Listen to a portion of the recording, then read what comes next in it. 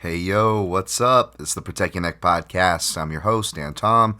Analysis work you find over at MMA Junkies, well, it's oddscheckerus.com. But on this here program, the Protect Your Neck podcast, we break down high level MMA. That's what we're going to do here today tonight whenever you listen to this. Hopefully it's before the fight. Recording this Thursday night. Not too late because I can't. I'm finally starting to try to wake up early and shit. Yeah, the night before weigh-ins, not a mouse was in sight except for the Dan Tom, who's back with all his might. No perverted twist, just a really lame rhyme. We're going to be breaking down the UFC Vegas 56 from top to bottom. UFC Fight Night 207, UFC Fight Night Volkov Rosenstruck, UFC Fight Night Volkov Rosenstruck. Yeah, you know it was coming. My favorite Jewish heavyweight, baby. We'll get to that in a second. Check the timestamps for when that starts, of course, from top to bottom. And of course, I will recap my picks and plays at the very end of the episode from top to bottom.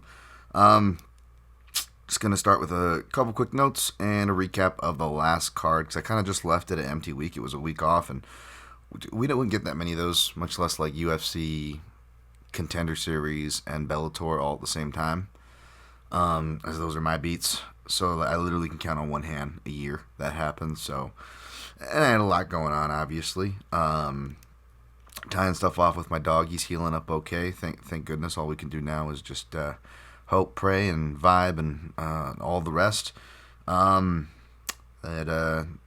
We got the cancer and it doesn't come back.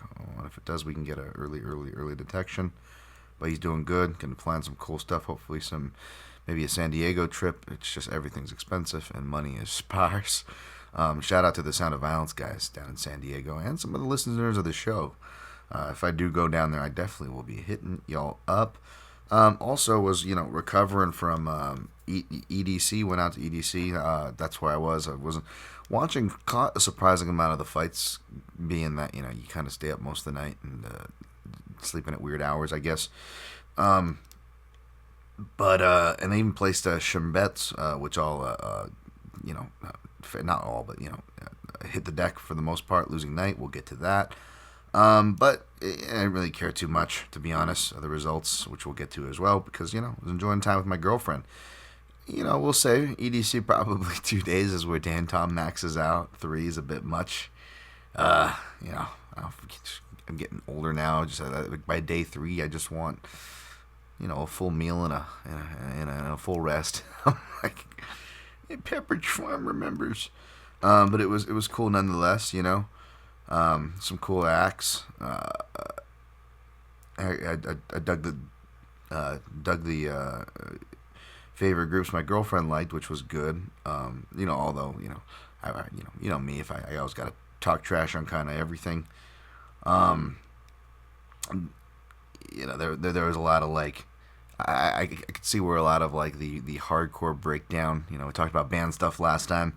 Of course, Dan was in more of the, I love the metal influence too. Definitely had some heavy parts, but, definitely like more of the Youth Crew Revival side of the punk rock hardcore rather than the more metalcore, heavier breakdown core that it kind of evolved into the scene when it just really got too much about, who are the heaviest breakdowns, who are the biggest crew. And that kind of turned me off, that whole thing, and it was just a lot of false bravado. And now I see where a lot of those guys went. I'm like, oh, okay, they went into the whole, like, Skrillex kind of like, let's see it. See what? I want to see it, Vegas. My cock? Like, what are you talking about? I love hardcore stage guy talk. It was the stupidest. I used to, like, imitate it just for fun because I hated it so. Although I did my own annoying version, of course. What, Dan, you talk? Oh, no way. But then there was like Armin van Buren, I think, was there. And then if you guys are familiar, they do like Shogun's theme, like some real old school stuff. So I was like, definitely more among that crowd. It was good times. What else? Oh yeah, and then also, I had to get ready. I didn't even realize the train Alta thing started that week, and it caught me off guard.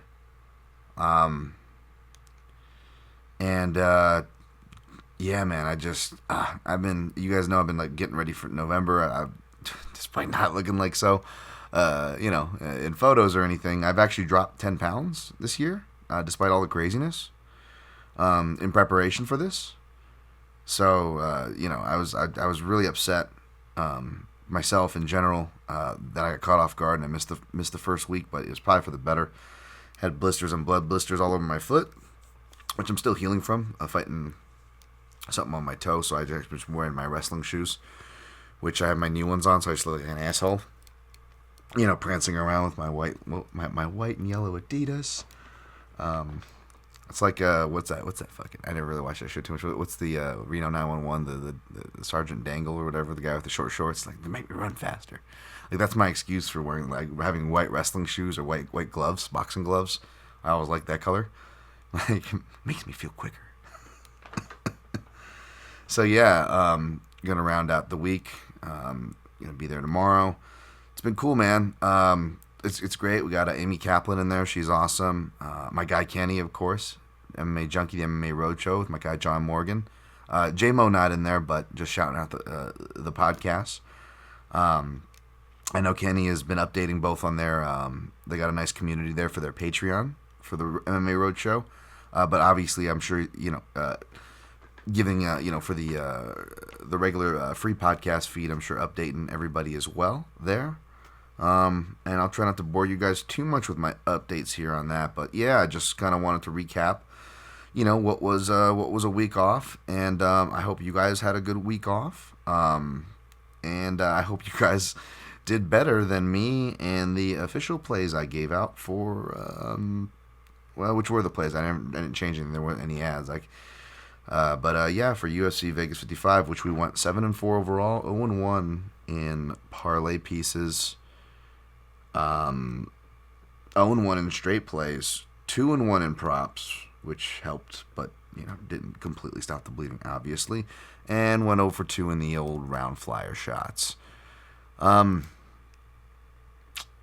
course, we had Ketlin Vieira defeated Holly Holm. I'm not going to bore you guys with the scoring talk. You've been beaten to death.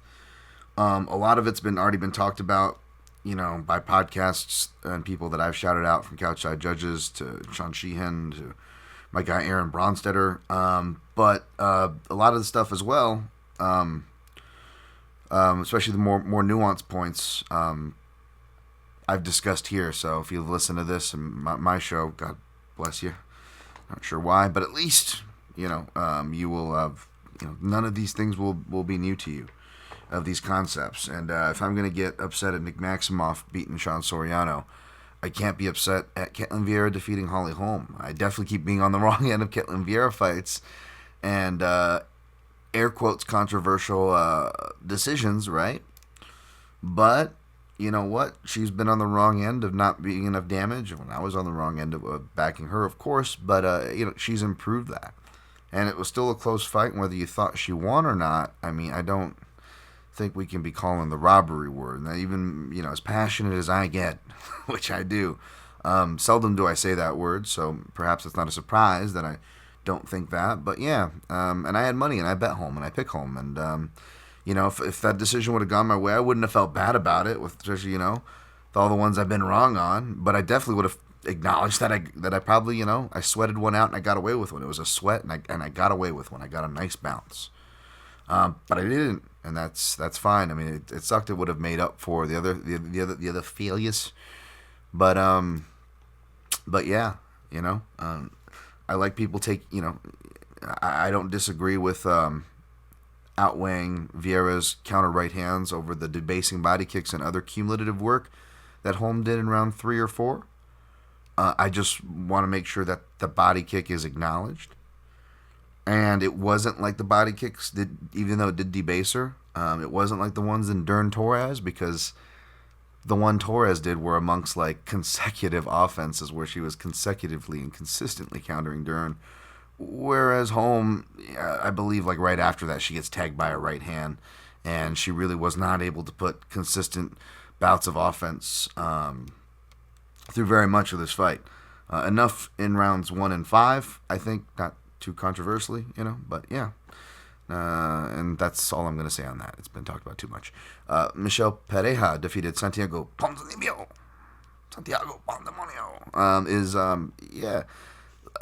Of course, I'm rooting for Ponzi. Maybe I'll feel different, but I have no issue. This felt like a close fight. I don't know about 30-27. Maybe I got to rewatch it because I wasn't watching it closely. I'm like milling around the hotel room, getting ready to go by that point of the night. You hear the commentary, boosting Ponzinibbio. At the end, he gets the late round takedown, which means nothing, but he lands some really significant right hands off it. So I would say it does mean something. But again, you've got Pareja in rounds 2 and 3 doing good work in the beginning of both rounds quietly. You can't forget about and have to keep weight. And just decide, does Ponzinibbio do enough to outweigh that early work? If I go back to watch, maybe I'll see the things I said, which I know I was passionate. I said bullshit. I don't care. I have no problem with the decision at all. And I bet Ponzinibbio. But yeah, sure, maybe when I go back and look at it, maybe there'll be a little bit what I was talking about where, Ponzinibbio always looks more hurt than he is. And maybe this was another case, which is real easy to do when you have such a big and explosive guy like Pareja. You know what I'm saying? You're going to think the shots land clean even when they don't. So who knows? But I had no issue from what I saw. It was a competitive fight where Pareja won. Chidi Njokuani defeated Dusko Todorovic. This went fairly as I thought. Again, most of Dusko's success was because Chidi gave to bottom, but outside of that, again, Dusko struggles with takedowns and was going to run into a wood chipper with his aggression that he did. The inside the distance prop cashes, which was nice, helped. Tabitha Ricci defeated Poliana Vianney. I didn't really watch this one too closely. Thought about playing Tabitha Ricci, stayed away. Would have cashed if I did and would have helped, but at the same time, you know what? It was a pie of sweat that I didn't need, and it didn't sound like it was the most convincing win. But I could care less to argue about scores. Jung Young Park defeated Eric Anders by decision. That decision prop helped. And a lot of people were upset about this one, and again, I bet, so I'm too biased. And I was, I'm watching on vacation mode. I stating all these things, folks. I missed the first round mostly, and I caught a decent amount of rounds 2 and 3.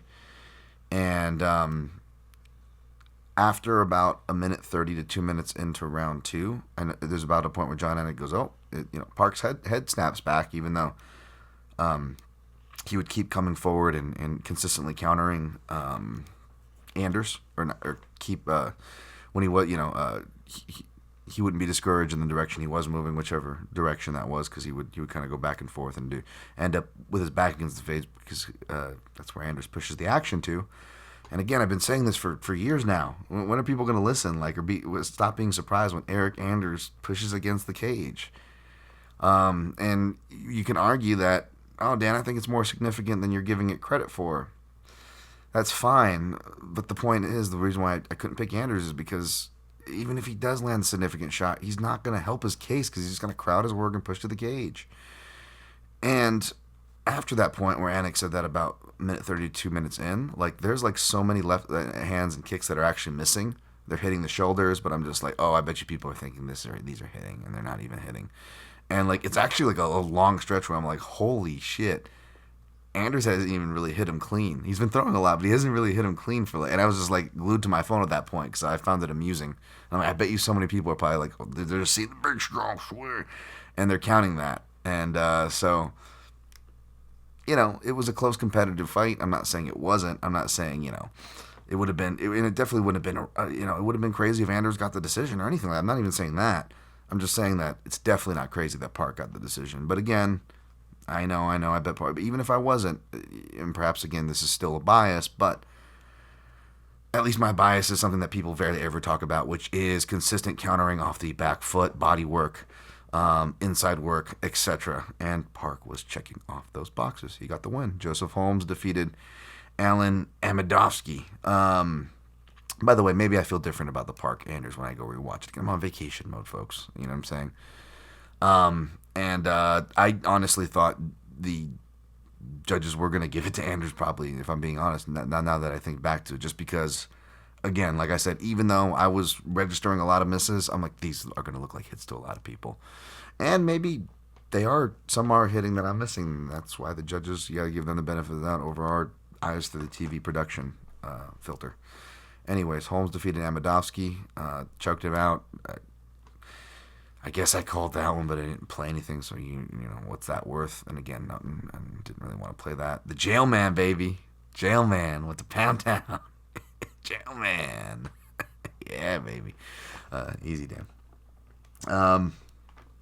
Yeah.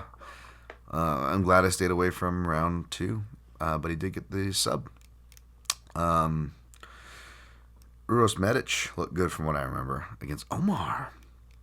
Glad I stayed away from the Omar lines. I was real tempted to play that too, and I don't blame people for falling into that. Medic showed up. Jonathan Martinez, vote for Pedro, defeated Vince Morales. Shit, maybe I should just throw him in there over home. I thought, you know, Martinez might be the one to get maybe upset there in boxing distance by Vince Morales, but did not. Chase Hooper turning a bit of a corner. We'll see how far he can go. But I'm not hating on him. I just, you know, it's tough divisions, and, you know, these kids getting thrown in like this. But yeah, defeated Felipe Corrales. Sam Hughes defeated Elise Reed. Picked her, but didn't play her. So, you know, can't get too excited, but still happy for Hughes and Fortis MMA, man. I mean, I feel like they've been on this little run now again, which is really nice and very deserved. I'm a big fan of Coach Saif Saud. All right, that wraps that recap. 17:08, not too bad.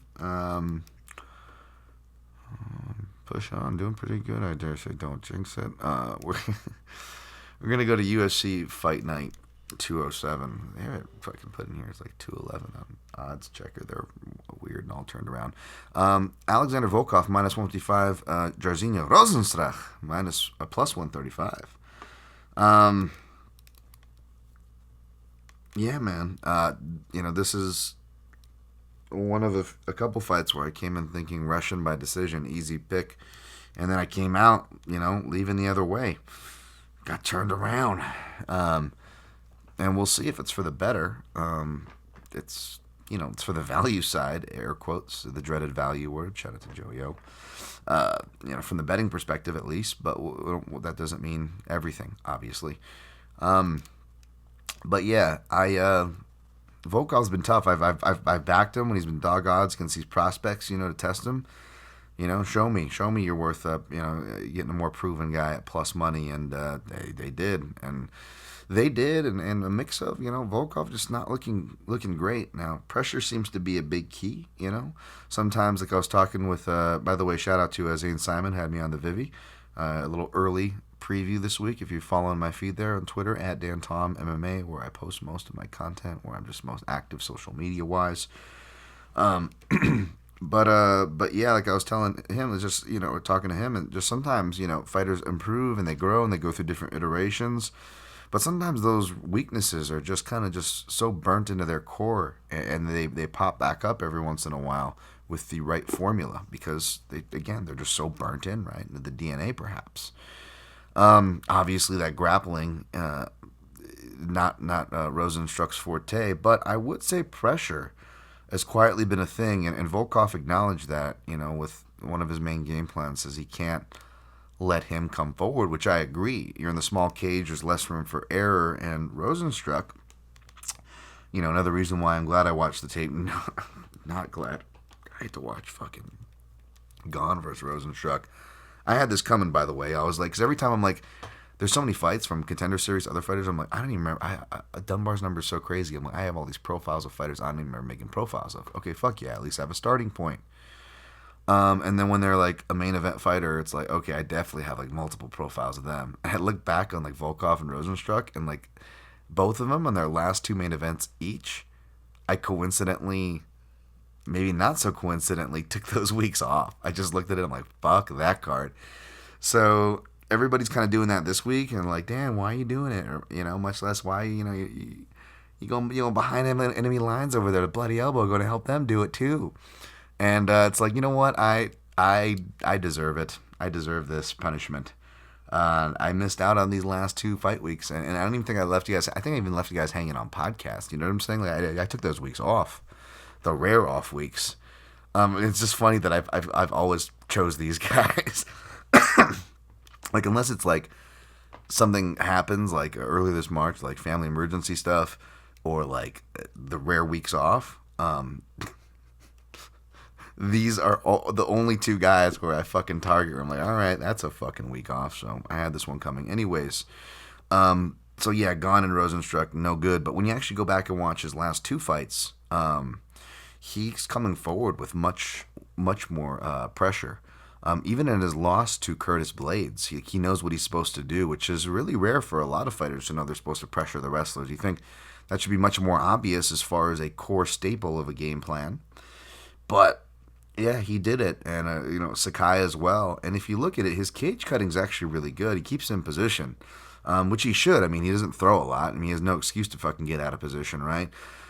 But the thing is, a lot of these kickboxers, you got to give them room to breathe a bit. From Joanna Jędrzejczyk, Adesanya to just even non-champions, but everyone in between those two, right, male to female. If you notice different varying ceilings and selections, the common thread is that they get better and more comfortable as they get along, which makes sense because they get better with wrestling, better with the cage, better with jiu-jitsu, and then they start throwing more kicks, and this and that. And we've been seeing Jairzinho throw a bit more kicks, even the occasional flying knee, which he timed really well to Curtis Blades. Closed up his eye. Just showed some takedown defense, and even when he did get taken down, and couldn't use the momentum, he had get up answers against the cage. Like, you could tell he's been working on these things. Like, it's been 6 camps or so at American Top Team. I had to imagine, it starts to pay off. This is his 7th camp with them, whereas Volkov actually changed from his longtime Strela team to a completely new camp. And shout out to E. Spencer Kite, which is why I shared the article. Excellent follow, by the way, UFC writer. He's got an excellent Substack and blog that is well worth following as well. Check him out. When he in his article on Volkov was talking about some new striking things they want to try out. And I know you got to take these things with a grain of salt, but there are two things for sure, is that there's always the adjusting period, even if it's a veteran, even if it's a good camp change. It doesn't matter the scenario. There's always that one adjusting period, that weird adjusting period we see when there's a camp change, especially if it's a decent one. Now, he stayed within Russia, so I don't know how much more of a camp change, but he did change things up. So there's that. Two, the last thing you want to do against a fellow striker, much less a fellow specializing counter striker, is try some new striking stuff you're maybe not comfortable with or haven't tested in the octagon yet. You're going to test that against a guy who's looking for that one mistake and just needs that one mistake, literally. Doesn't have to hit you clean. And you're going to be in a striking contest with him. Now, Volkov, Brazilian Jiu-Jitsu brown belt, better wrestler, but his wrestling improvements are defensive because everyone's trying to take him down. I don't know if you were a tall guy going for a much shorter heavyweight. It's generously listed at 6'2". We've talked about this, Rosenstruck. That's going to make it super dangerous, even if that was his game, which it's not Volkov's game, right? So again, are you going to really try something else offensive? You're already trying new striking. Now you're going to try like level changes with your tall body to get under Rosenstruck's much stouter heavyweight frame. I mean, you're just 10xing the counter opportunities on paper, at least, right? So I don't know how much to bank on that, and if he does, is it actually worse for him, right? It may seem better on paper, but for the reasons I just laid out, is it actually worse for him? So potentially 25 minutes is a long time to be stuck in that cage. And between the Volkov letdown, again, the small cage, the kind of fight that it's going to be, I'm not ready to completely write Volkov off. I know people have been saying he even almost looks like he's getting into shot territory.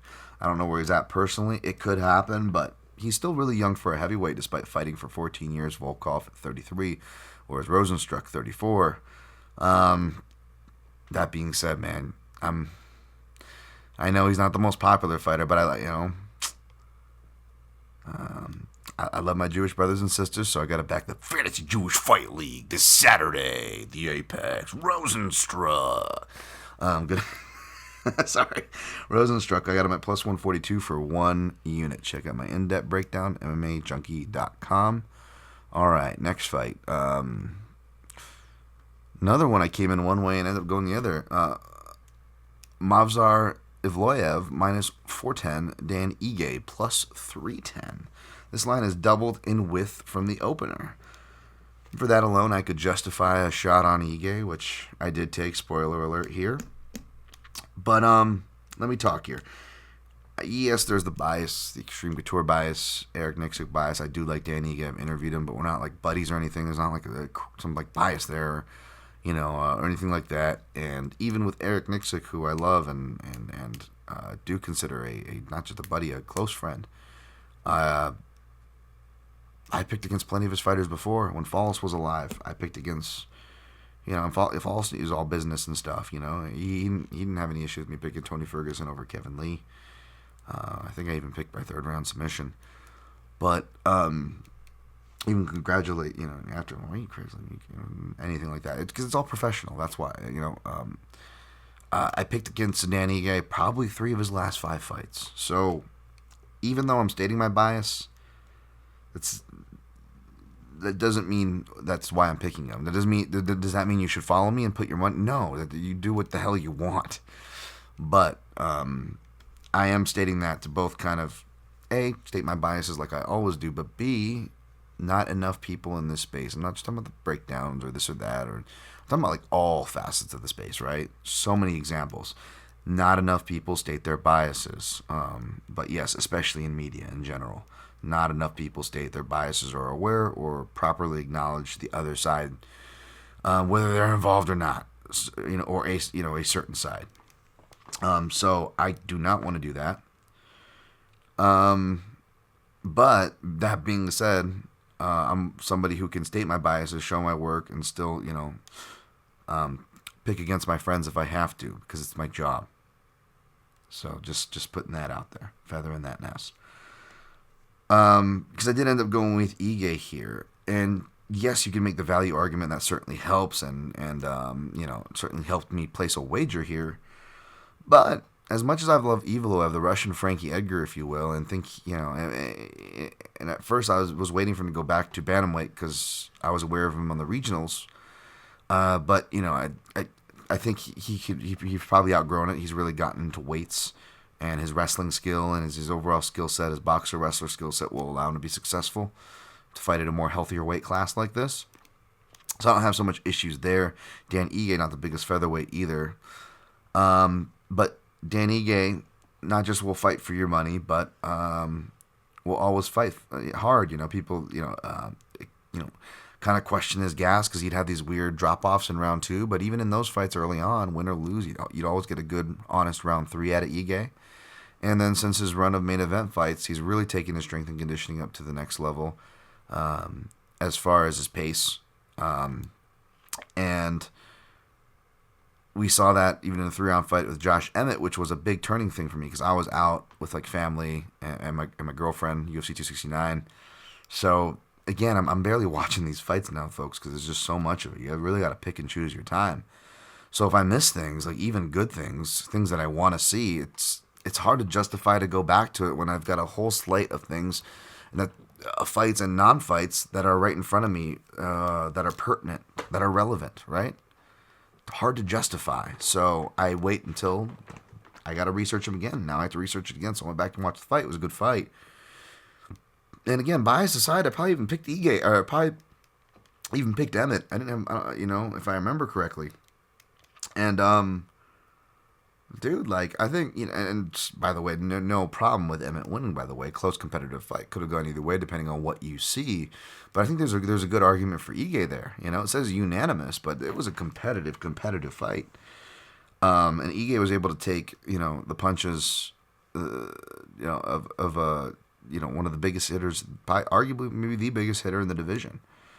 Never been stopped. And never been submitted, collegiate Division II, Wartburg College wrestler, Brazilian Jiu-Jitsu black belt. I think he's even got like a judo brown belt, I think even. And, went out, had a air quote secret Russian camp, training with, I'm guessing Khabib and a lot of those people in company, which he's done plenty of times before. Again, mentally breaking grinds and stuff. I think Evilev's going to show anything that those guys won't. Training with Justin Gaethje and company, Trevor Whitman and company up there in Denver. Even got a little training in with Henry Cejudo down at Fight Ready. And then, of course, Extreme Couture.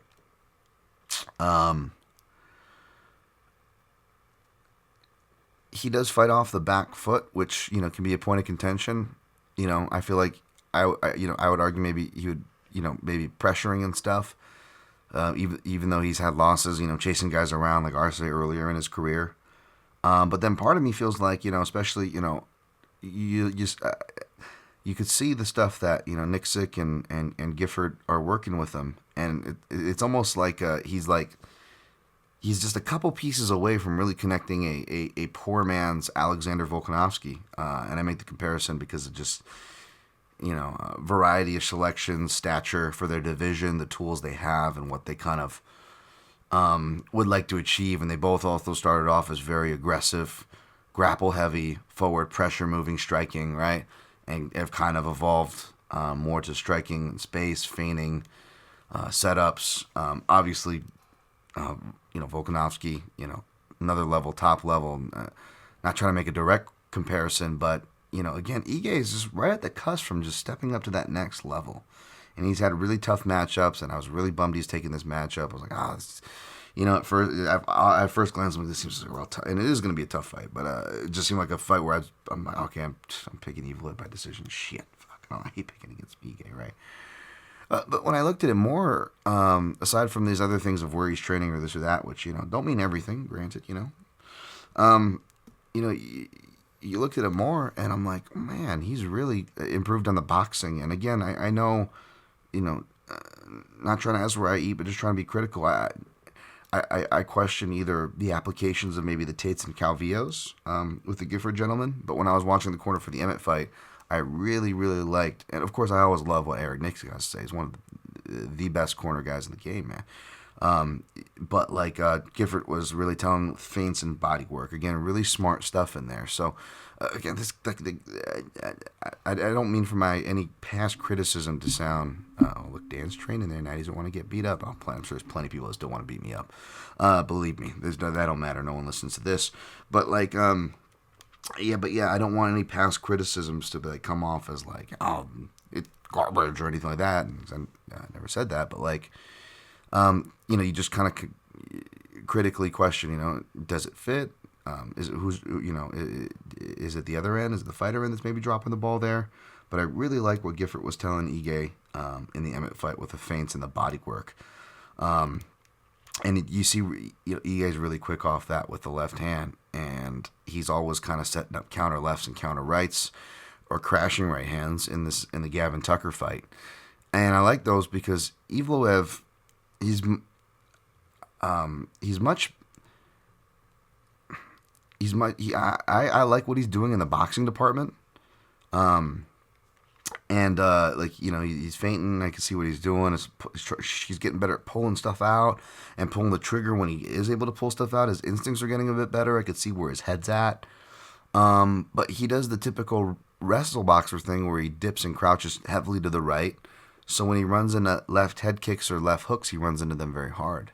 And Ige does both those things, not just from the southpaw stance, but he does switch up head kicks into the body and then plays off of that. Plus left hooks, one of Ige's best/better punches, from my viewpoint, anyways. I'm sure Eric Nixick will tell you exactly which punches, though maybe he wouldn't. But you know what I'm saying. I'm not saying I know from experience, just from my speculative view. Seems to have a really good left hook. And of course, we've seen his right hand get the job done before too, which could work as well because Evloev is slipped to the other side because you can't just keep going to the same side, and he knows this. But he almost has this dart where he leads head first without his hands. And he's been tagged with rights that way too.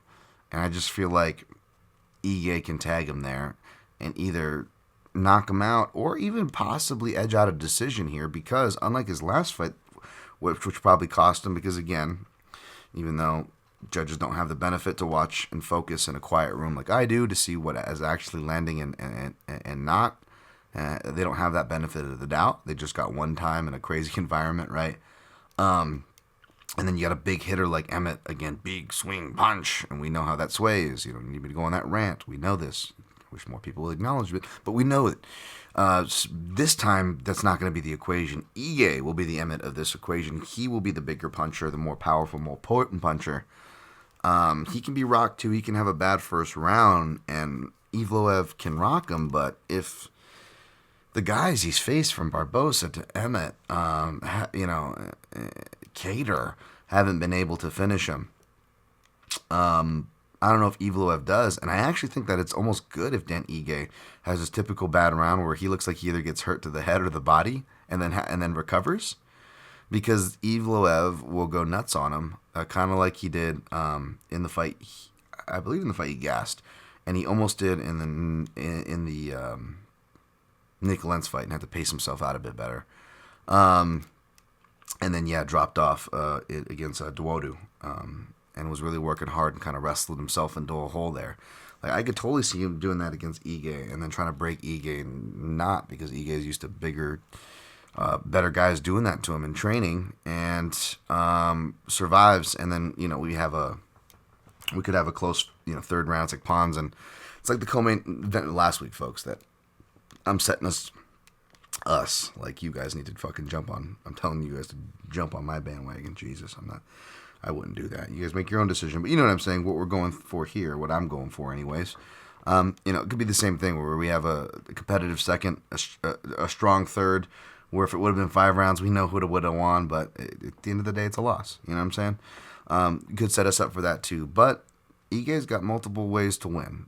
He doesn't have a great of a shot to win it by decision, but he's got more of a shot to win by knockout.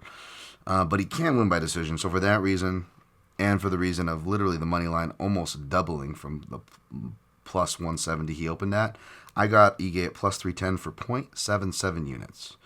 So just over 3/4. And then what I did was I took 0.17 units, my normal sprinkle, for Ige inside the distance, which was priced the same by KO at the houses I play at, and that price is plus 850. So collectively, it's just under a unit, and that's how it's divvied up. So if Ige hits, it's a winning night regardless, especially if he does it by knockout. Whereas overall, which I'll give the third dog out lower in the card, overall we'll need 2 to secure profit. But if Ige is one of them that hits, then profit is secured, even with that math, and you'll see why as we get there. Hopefully, let's push the rest of the card there. I'm just gonna go the odds, best fight odds. I don't know if this is the card listing. Michael Trezano minus 225. Lucas Almeida plus 185. Trezano looks like parlay piece material off first glance, and I'm gonna pick him. But I feel like he's primed to upset, so I would tread carefully, maybe buyer beware there. I say this because Trezano's the more MMA experienced and friendly grappler, whereas Almeida's got a suspect black belt with suspect get-up ability and will close his guard by the cage. Didn't like that. Also didn't dig too deep into his regionals or watch the one fight he had since Contenders. But watching his game, he does seem to have hard wiring in him, or even though he's got like kickboxing and Muay Thai black belts, even though there is some stuff to be desired from the clinch. Like he's hurt other guys from the clinch earlier on at the lower level regionals. But Zellhuber, who is super impressive, granted, but not a specialist per se, because he kind of looks like really good everywhere kind of a deal, mainly striking perhaps, obviously.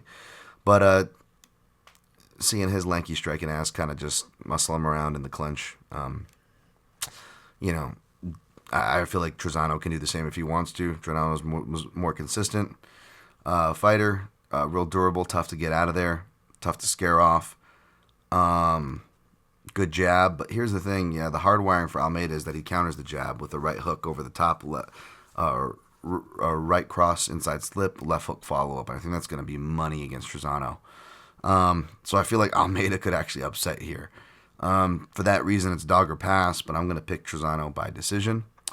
Karine Silva, minus 130, another Contender Series fighter.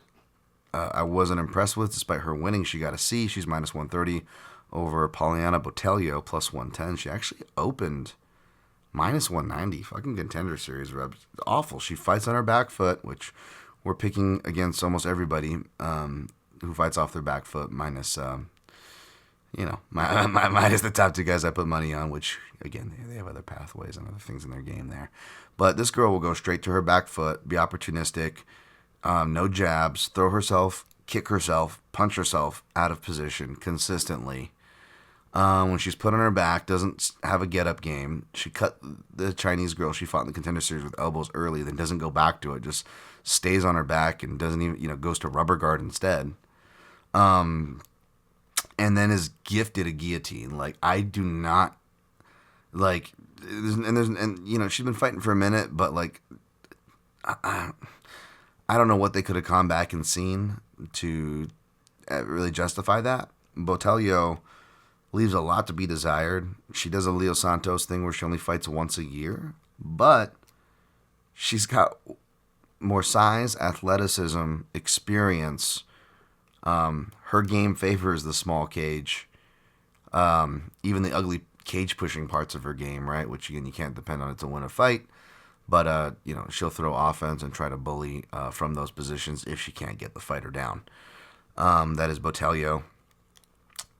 And I think she's only a blue belt to Karine Silva being a purple belt. But again, that's like the only martial arts ranks, I believe, between the two, outside of their regional titles and whatnot. Yeah, I don't get it. I could see why money came in on Botelho. I'm not putting money on Botelho, but I'm going to pick Botelho in this spot. I think she's going to be the better wrestler. And even if she's not, Karine Silva will throw herself out of position. And that'll give Botelho what she needs. Alonzo Menafield, minus 250. Askar Mazharov, or as my man Brazchuk says, and I'll definitely cop his stuff this week, while of course I cite him as usual because there's no MMA analysis this week. Trashkar Mazharov, plus 200. Great name. Great name there, Brad. I'm going with Menafield here. Couldn't find much at all on Trashkar. Now kind of makes more sense with the record workings and whoever helps him from management to otherwise. Just follow that Family Guy skit. Hey, everybody, he's a big phony. Shouts to Jay Petrie, that article I retweeted over from Sherdog, kind of detailing the fraudulent records. That's plural. And you saw the line kind of follow suit. Regardless, this guy seems like a one-round fighter, and Menafield seems combustible. So I want to say if we get past the first round, it should be Menafield all day. So, but minus 250, that's out of range for me. Not that I was looking to play him earlier, but I also was not aware of the info, and then the line kind of exploded as so. So I wish you luck if you're on it. But I'll go Menafield by some stupid submission, which I'm sure is a ridiculous price. I think my man Brazchuk was hitting me up on that. I'll post it if I play that. But let me see, actually. What's Menafield sub? Plus 450. It was plus 800. Wow. Yeah. I'd probably go Menafield sub, to be honest, and maybe Menafield like round 2, sub round 2. Let's see what you get for that. Just to fuck around, maybe. Let's see. 375 at Bet Online. Menafield sub. Round 2 plus 1400. I don't know. Maybe I'll post it if I play it. Sorry. Creepy Yoda, what are you doing here? Were you banned from seeing the Padawans after last time? All right, Jesus. How's that Obi-Wan series, by the way? Like, the hipster that almost wants to talk shit on whether my friends or my girlfriend, doesn't matter what they're watching. Like, the asshole in me that just wants to talk shit about things. Like all this Obi-Wan talk and Star Wars, and is it good? Is it awesome? How much of it is fucking just exploitative, fucking rehash bullshit, and fucking telling you what you like? Let's get everything under the Disney Marvel fucking universe. No, which I sympathize with that. But I'm just like, what if the Obi-Wan series was just him being, Nancy in the desert the whole time, to use a term from my fellow friends across the pond. He's just being a nonce in the desert. He's like, yeah, he is growing rather nicely. Sorry, Jesus. Why is everything always perverted on this podcast? All right, back to the breakdowns. All right, prelims. Felice Herrig -120. Karolina Kowalkiewicz +100. Not much to say because I barely remember this fight, and I was there live at UFC 223. Sure, I was on a massive amounts of, perhaps alcohol and schmedibles, but listen.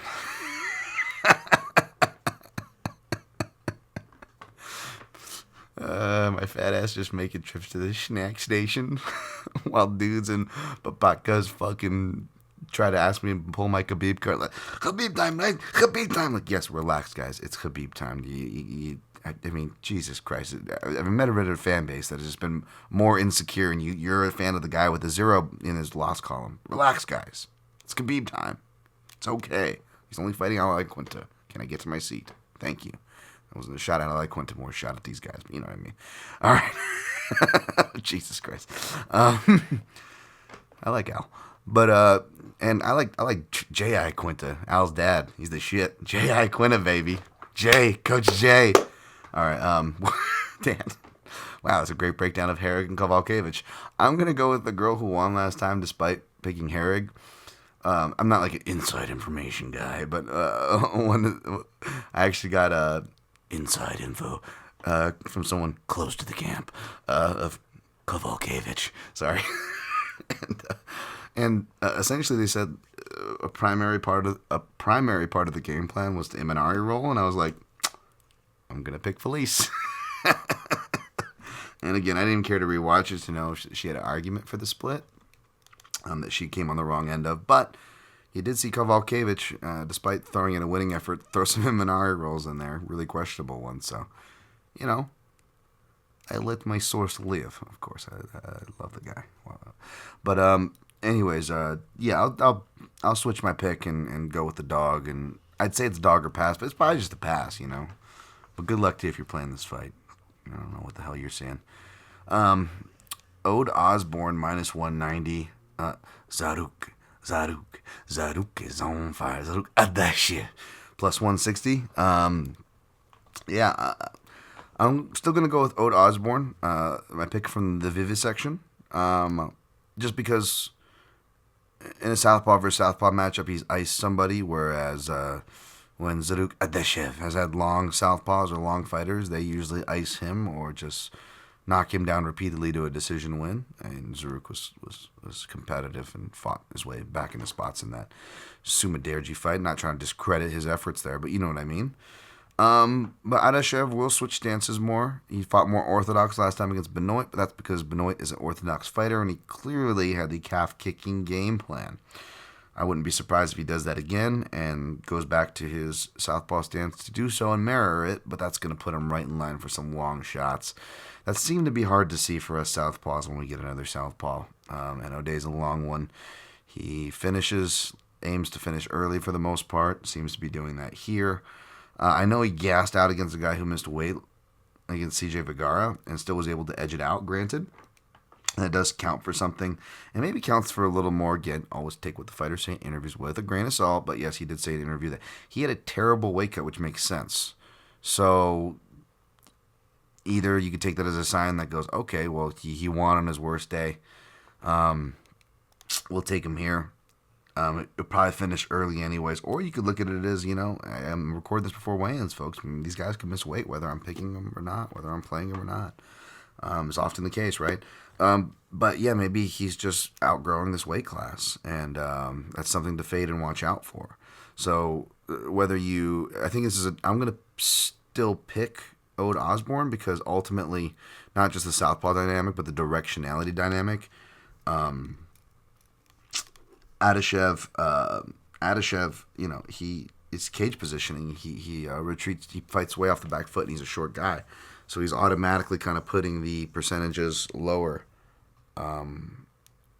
away from his favor, if you ask me, as far as that goes. Sorry, I have an itchy spot on I was like itching my arm, I'm like all like paranoid, like making sure it's nothing turning into anything that's hard to see because I have a tattoo sleeve.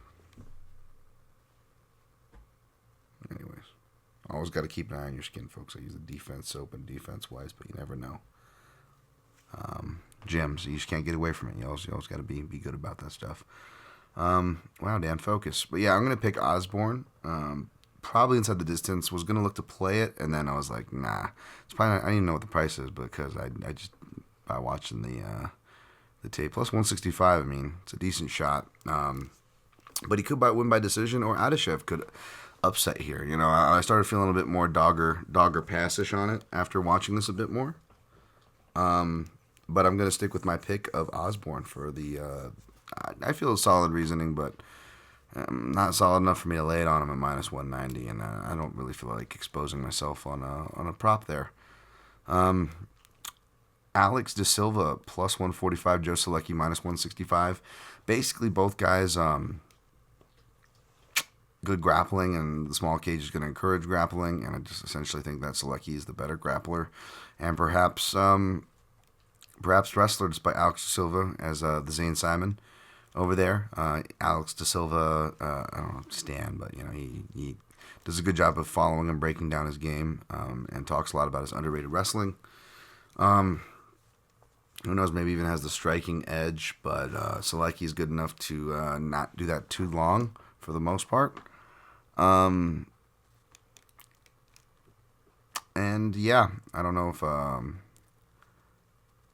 De Silva will have the same answers that Gordon could dog out, so we'll see. I'll pick Selecki, but I stayed away. Probably by decision, if not late sub.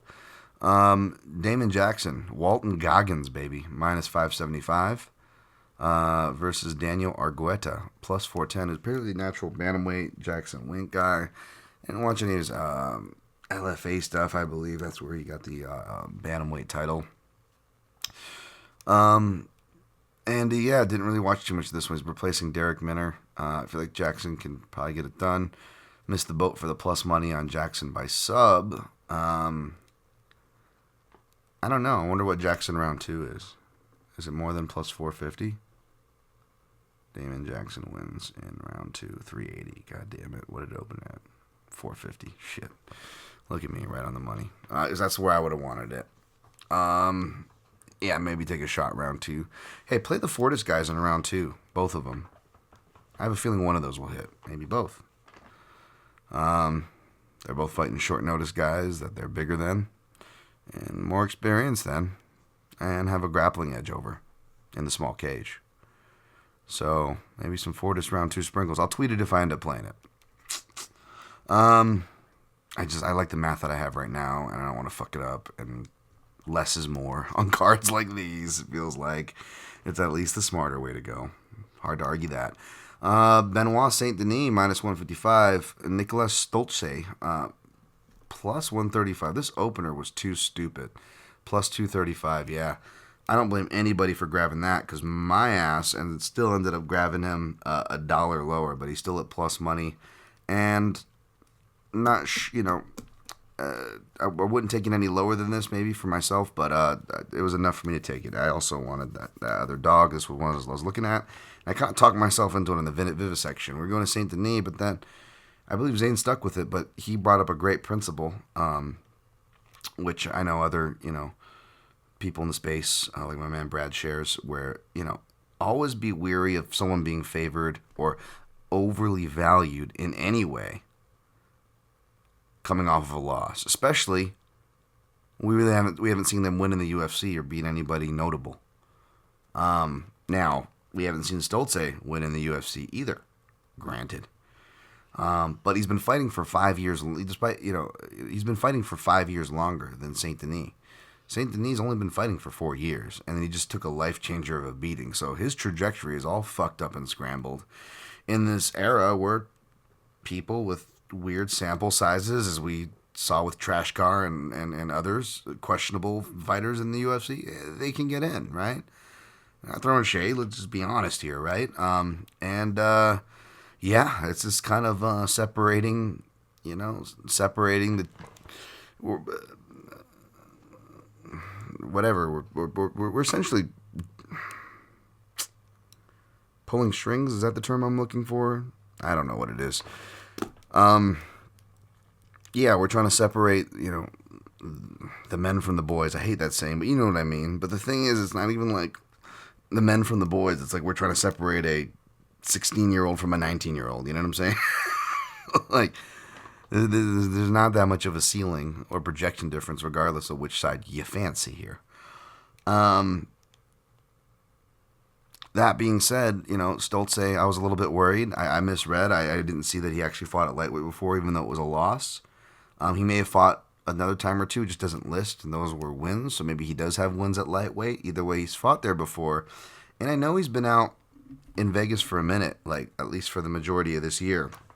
And turns out he came out earlier this year to do a test cut to 155, where he actually took a photo and looked healthy, and he's been doing it under the coordination of the PI.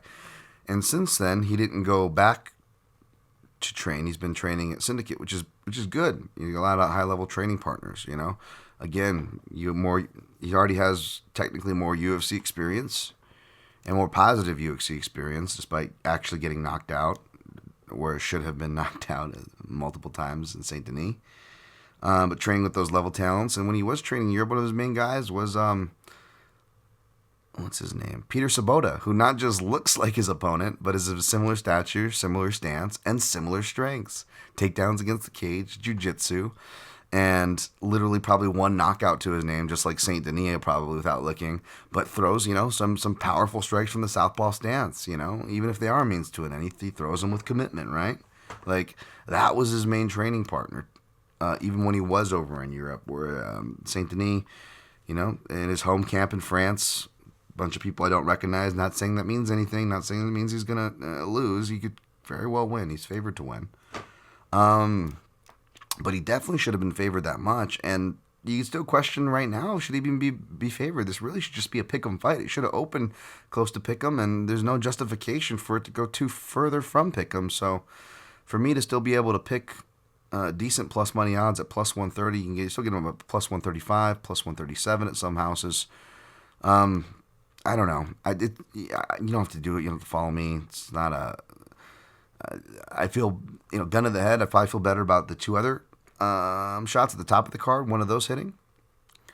But this has a decent shot of hitting, I believe, and I will take the plus money side of that shot hitting by taking the money line. Multiple ways to win. And by the way, the takedown defense, against Ramzan Ameev, that was a really competitive fight. I know it was a unanimous decision and arguably 30-27s all the way through, which no issue with that. But again, it's a competitive 30-27 if that, especially if you're looking at damage, round one, some people thought round two was more competitive than one, which I thought round one was a bit more competitive than round two. I thought round two was a better round for Ameev. And then round three, Ameev hit some really nice knees, which I think ended up winning him the round. But he had a tough time he's credited with 4, but he barely took Stoltze down. He had a tough time taking him down. Stoltze showed a really good defense, really good sensibilities, good wrestling, hand fighting, underhooks, and then even scored a level-changing shot taking Ameev down, And he's debuting on somewhat short notice, so... and I know the commentary was talking about him being tired, but Ameev was tired too because it was a high-paced fight. And the fact that he was making his debut against a super experienced guy, not just in the UFC, but overwhelmingly experienced guy like Ameev, that really impressed me, which is probably why I was high on him going into the Gooden fight. I think I was I even probably played him in that fight. I'm like, oh yeah, I really like this guy, even though he lost. But again, hearkening back to the beginning of this breakdown, guys like Brad and Zane say, and Warren is careful about overvaluing someone off of a loss, and I had to learn that. I had to learn that against Stoltze. And, well, he's still coming off of a loss, Dan. Well, yeah, but I'm definitely not overvaluing what I saw against Jared Gooden. He got knocked out in the first 30 seconds by the Night Train. You know what I'm saying? I don't think I'm doing that here. I would argue that the odds makers are the ones doing that here, right? By opening him as a favorite, much less as such a gross favorite.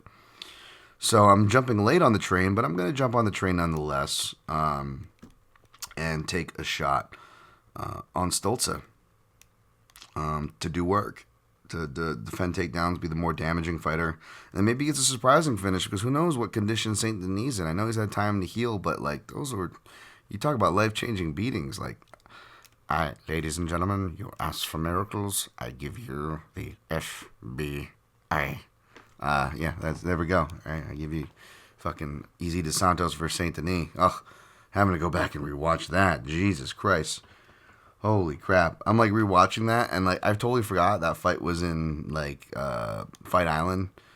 And like there's fucking like Hezbollah by the cage. I'm like, what the this little fucker demand a death or something? Is that why Vyacheslav fucking is the ref let the fight go?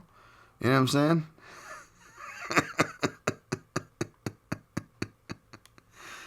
I don't know why I wrote Little Bow Wow next to Hezbollah. By the way, am I dating myself here? Do you guys remember? It was along the lines, maybe this was the last of it, because the internet existed, but it wasn't the same. You had the classic Rod Stewart, sucking off band members rumor, stomach pump. You had the, sorry folks, you shouldn't be listening to this around kids. You should know this by this point. Yeah, the Richard Gere gerbil rumor, right, that made it across the U.S. coast pre-internet. And do you guys remember the one about Little Bow Wow and his bodyguard in a limousine?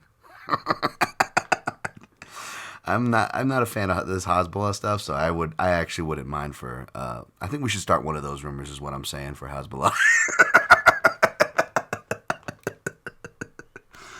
Someone report me to Kadyrov. Am I gonna get killed now? But yeah. Anyways, I took a shot on Stoltze there. Next fight, Tony Gravler. Gravler. Minus 135. Johnny Munoz Jr. plus 115.